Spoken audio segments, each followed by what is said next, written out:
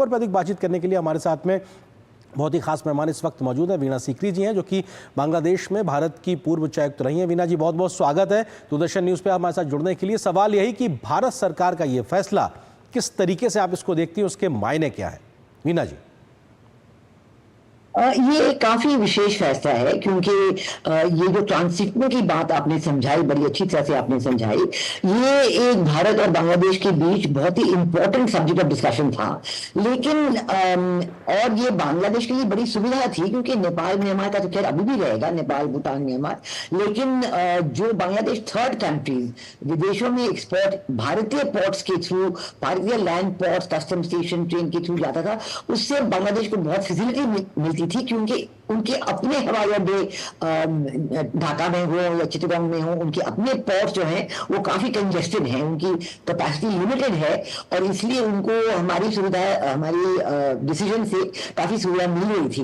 लेकिन अब जो है इस पर जरूर नेगेटिव असर पड़ेगा, और जो बांग्लादेश की एक्सपोर्ट्स थर्ड कंट्रीज को हैं, साउथ ईस्ट एशिया को हैं, वेस्टर्न कंट्रीज को हैं, यूके यूएसए को हैं, उसमें काफी उनकी प्रॉब्लम्स आ जाएंगी और एक्सपोर्ट्स पे फर्क पड़ेगा।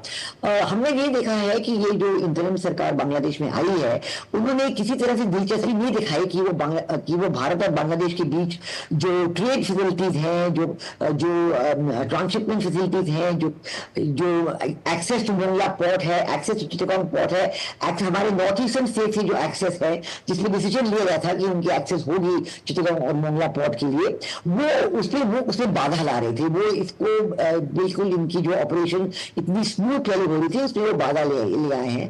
और हमारी सरकार ने ये भी नोट किया कि जब मोहम्मद यूनुस चीफ एडवाइजर चीन गए थे, तो उन्होंने वहां एक बड़ा वक्तव्य दिया जो बिल्कुल ही सही ढंग का नहीं था। और उन्होंने जैसे ये वहां पे अनाउंसमेंट किया चाइनीज बिजनेसमैन के सामने कि ये भारत का जो नॉर्थ ईस्ट है वो हमारे कब्जे में है, और इनका एक्सेस ओशन को सिर्फ हमारे तरफ से होता है, और इसलिए वो चीन के देश को कहते हैं कि आप आइए बांग्लादेश में, और हम आपको एक्सेस टू नॉर्थ ईस्ट देंगे, और वो आपके इकोनॉमी का एक्सटेंशन बन जाएगा।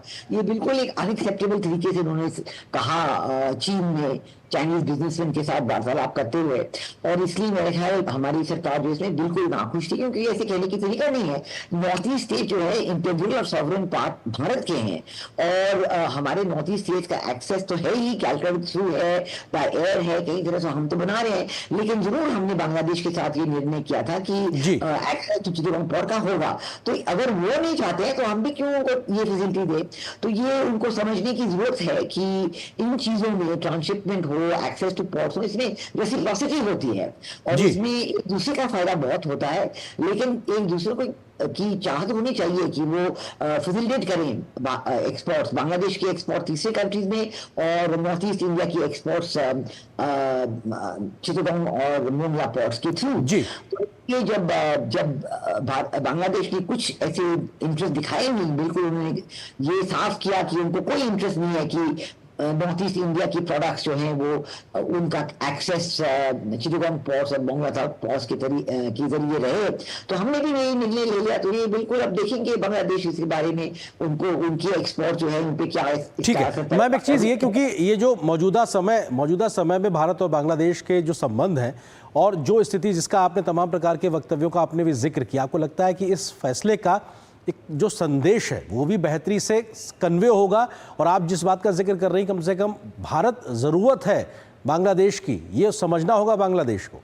जी बिल्कुल, ये एक म्यूचुअलिटी है, म्यूचुअलिटी ऑफ बेनिफिट है, और म्यूचुअलिटी ऑफ इंटरेस्ट है भारत और बांग्लादेश के बीच। और हमारी सरकार ने लगातार 8 अगस्त से, जब से मोहम्मद यूनुस ने अपना पद संभाला, तब से कह रहे हैं कि भारत हमेशा चाहता है कि बांग्लादेश के साथ रिश्ते अच्छे बने रहें, और बांग्लादेश के लोगों, बांग्लादेश की आवाम के साथ रिश्ते बड़े अच्छे बने रहें। लेकिन हमने देखा है कि बांग्लादेश की सरकार की तरफ से कोई भी ऐसे खास दिलचस्पी नहीं दिखाई उन्होंने, करके वो लगातार एंटी इंडियन स्टेटमेंट करते गए और चीन में जाके तो ये तो बिल्कुल ही सारे सीमा उनने पार कर दिए। जो लिमिट जो होता है ना, रेड लाइन जो भारत की होते हैं, उन्होंने बिल्कुल उनको पार करके बहुत ही गलत तरीके से चीनी व्यापारिकों के सामने उन्होंने किया। तो इसलिए मेरा ख्याल आपकी बात बिल्कुल सही है कि बांग्लादेश को समझने की जरूरत है कि अगर वो चाहते हैं फैसिलिटीज और भारत बिल्कुल तैयार है फैसिलिटी देने के लिए, तो उनको भी अपनी तरफ से कुछ करना पड़ेगा। जी, अभी हमने देखा कि कुछ दिन पहले ही प्रधानमंत्री मोदी की बांग्लादेश के जो मौजूदा प्रमुख हैं उनसे मुलाकात भी होती है और ऐसे में बात अपनी रखी जाती है। आपको लगता है कि कोशिशें लगातार जारी हैं कि साहब बहुत बेहतरी से सामान्य बातचीत में स्थितियां सामान्य हो, हमारे जो कंसर्न्स हैं वो बांग्लादेश समझे, उन पे वो एक्ट करे, और अब इस प्रकार से बात आगे बढ़ती दिखाई पड़ रही है? आपको लगता है कि वो एक प्रेशर भी दिखाई पड़ेगा, कम से कम बांग्लादेश को समझ में आएगा साहब मौजूदा वक्त की ज़रूरत ये है, आपको इस तरीके से आगे बढ़ना होगा? जी बिल्कुल, उनको ये मैसेज बिल्कुल साफ गया होगा कि उनको बिल्कुल ही म्यूचुअलिटी ऑफ बेनिफिट और म्यूचुअलिटी ऑफ इंटरेस्ट में काम करना है। और ये जो मोहम्मद यूनुस के पीछे ये रैडिकल इस्लामिस्ट ग्रुप्स हैं, जमात इस्लामी है, हिफाजत इस्लाम है, इस्लामी आंदोलन बांग्लादेश है, हिजबुत तहरीर है, इन सब ग्रुप्स का प्रेशर है चीफ एडवाइजर पे और अन्य इंस्टीट्यूशंस पे बांग्लादेश में कि भारत के साथ रिश्ते बिल्कुल ना बने। और ये उनके प्रेशर पाकिस्तान के जरिए आ रहा है, क्योंकि भाई तो पाकिस्तान ने बहुत ही सीरियस रोल दिया था, वो जो तख्ता पलट हुई था अगस्त के महीने में, और उसके बाद भी उन्होंने अपना पूरे तरीके से बांग्लादेश पे प्रेशर रखने की कोशिश की है। और हर तरीके से मिलिट्री रिलेशनशिप में भी वो चाहते हैं कि वो प्री 1971 लेवल की मिलिट्री रिलेशनशिप भी ताजा करे। ये बिल्कुल ही डेंजरस स्थिति है भारत के लिए और हमें इस पे बहुत ध्यान से देखना पड़ेगा और एक्शन लेना पड़ेगा। वीना जी, क्योंकि हमने देखा है कि बीते लगभग 1-2 दशक के बीच में बांग्लादेश दुनिया में एक मॉडल के तरीके से विकसित हुआ, खासतौर से टेक्सटाइल को लेकर उसने अपनी जो कैपेबिलिटीज़ का एक प्रदर्शन किया दुनिया के सामने, और बहुत बड़ी संख्या में वो उसका सामान जो है दुनिया भर में जाता है।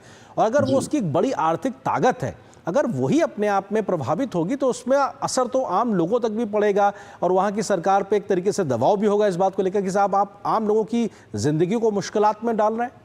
बिल्कुल बिल्कुल, ये हुआ ही है, क्योंकि हमने देखा है कि 15 साल जब शेख हसीना प्रधानमंत्री थी तो उन्होंने आर्थिक डेवलपमेंट में इतना फोकस किया था कि बांग्लादेश की ग्रोथ रेट 6% से 8% एनुअल ग्रोथ रेट हो गई थी। कई सालों में तो वो भारत से भी ज्यादा उनकी ग्रोथ डेवलपमेंट हो रही थी। लेकिन 8 अगस्त के बाद जब से ये मोहम्मद यूनुस की इंटरिम रिजीम ने अपना पद संभाला है, अन्य लोगों ने पद संभाला है, सारे फैक्ट्री बंद हो जा रहे हैं, वर्कर्स की जॉब्स जा रहे हैं, उनके एक्सपोर्ट बिल्कुल बंद हो गए हैं, इन्फ्लेशन बहुत हाई है और कहते हैं कि इस साल में उनकी ग्रोथ रेट 2 से 3% होगी, मतलब आधे से भी कम होगी। और उनके एक्सपोर्ट पे बड़ा बुरा असर पड़ा है और वो जान ही नहीं रहे कि अब कैसे संभाले, वो जान नहीं रहे, लोग बहुत ही निराश हैं। लेकिन मोहम्मद यूनुस की सरकार तो आर्थिक स्थिति पे बिल्कुल ही ध्यान नहीं दे रही है। बल्कि मुझे लगता है कि जमात इस्लामी जैसे इस्लामिक फंडामेंटल ऑर्गेनाइजेशन है, उनको कुछ फर्क पड़ता नहीं है, क्योंकि वो सोचते हैं कि जितनी गरीबी आए लोगों के बीच वो हमारे कब्जे में और ज्यादा आएंगे, तो उनको बिल्कुल ही वो आर्थिक व्यवस्था में ध्यान दे ही नहीं रहे हैं और बिल्कुल अपने जो रिलीजियस फिनोमिनन फंडामेंटलिस्ट स्लोगन वही लगातार लगा रहे हैं। बिल्कुल, अपनी मौजूदा जो सरकार है बांग्लादेश की, उसको अगर अपनी आवाम को ध्यान रखते हुए तरीके से तमाम प्रयास करने चाहिए और समझना चाहिए कि आखिर किस प्रकार की दिक्कतें परेशानियां हैं और मिलकर अगर आगे बढ़ा जाए तो शायद सभी का फायदा होगा। शुक्रिया वीना जी, हमारे साथ जुड़ने के लिए, इस विषय पर विस्तार से बात करने के लिए बहुत बहुत शुक्रिया। और यहाँ पर एक छोटे से ब्रेक के लिए रुकते हैं, बहुत जल्द हाजिर होते हैं।